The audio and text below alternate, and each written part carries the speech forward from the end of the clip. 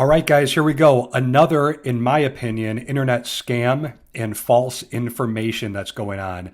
I've been in the financial service industry for 20 plus years.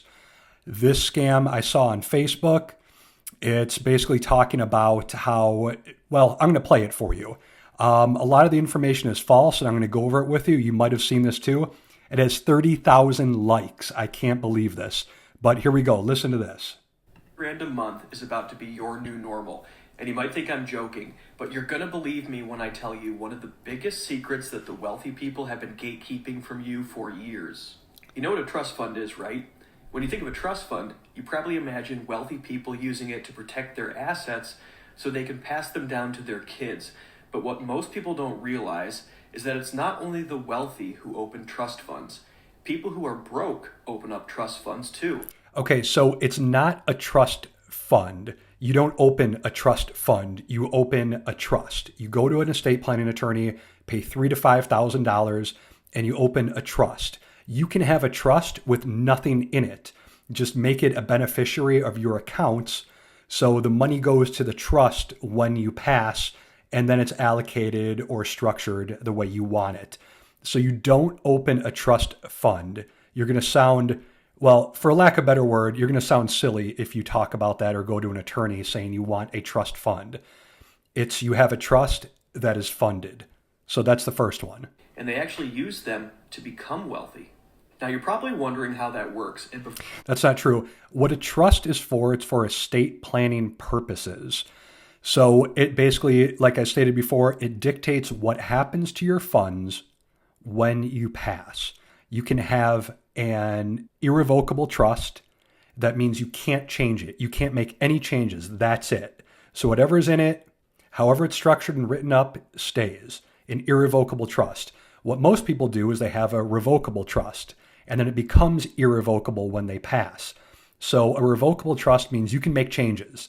So if you have a family trust, you can make changes like, oh, I want certain money to go to here. I want it to go to this nonprofit. I want more to go to Johnny than Susie. He's very, very simplifying it and making it seem like it's the easiest thing and everyone should have it. Open up a trust, which anybody can do.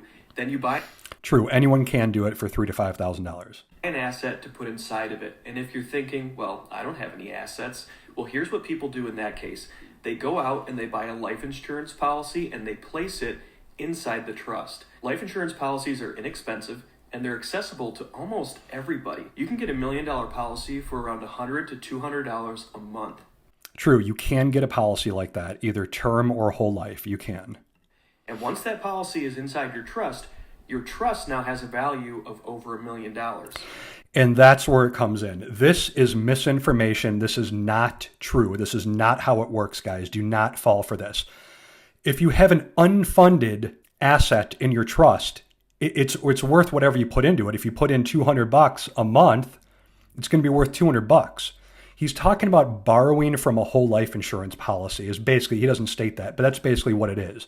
You have to have the policy completely funded, and then you can pull money from it for a small interest rate, for a small interest fee, 3 to 4%. But you have to have hundreds of thousands, if not millions, to do it. So yes, if you already have that money, that might be a strategy for your wealthy family. A trust can own life insurance on the grandkids. So when the grandkids pass, they'll leave millions of dollars in the trust. And that's how you can build it up. Life insurance is tax-free.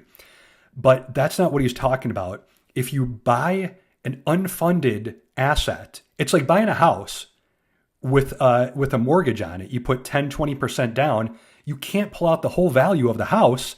You don't own that. You have debt on it. Just like you owe this life insurance policy. If you pay for a couple months, it's not worth $1 million. It's worth whatever you paid in it. It's called the cash value of the policy. All you can get out or all you can borrow is the cash value. This is important to know. Let me see what else he says. Next, you do something the ultra wealthy do all the time. You borrow against your assets. Look, people like Elon Musk and Jeff Bezos don't... Okay. Well, you're not Elon. You're not Jeff Bezos. You're not a trillionaire. Okay. So you can borrow against your assets. What he's talking about is when you have a huge, huge net worth, 10 million plus, You can borrow against what you already have. Now, when you borrow against life insurance, yes, the interest rate is much cheaper. When you borrow against stocks, it's still going to be 6, 8, 10% unless you have tens and tens of millions. It's called an S block, securities backed line of credit. You can do that, but you already need tens of millions to get a low interest rate. And then you can borrow against it and then buy assets. So with this, I want to go over this. So with this, you have to already have a funded life insurance policy. You can't, I would just buy one for $100 million then. Why wouldn't you do that? Just buy the most expensive policy as you can if you already get the total dollar amount before it's funded. This makes no sense. It's illogical. And then he goes on to talk about this. Their billions in the bank. Their wealth is tied in stock. And when they need money, all they do is go up to the bank and they borrow against their stock, using it as collateral. Yes, because they have billions and they borrow it for a small percentage. You can't do that without tens of millions, if not billions. And you can do the exact same thing with your trust, because the life insurance policy that's now inside of your trust, you can borrow against its value. Against its cash value. He left that out.